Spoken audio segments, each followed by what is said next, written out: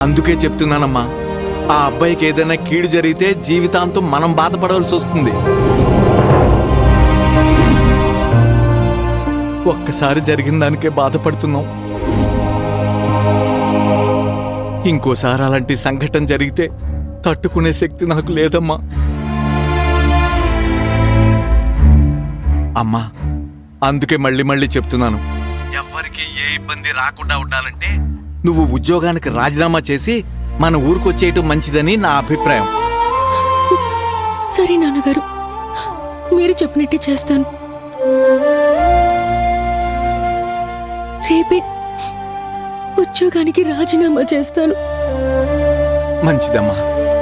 ఏ ఆలోచనలు మనసులో పెట్టుకోకుండా నిద్రపో తల్లి. అలాగే నాన్నగారు. ఆ.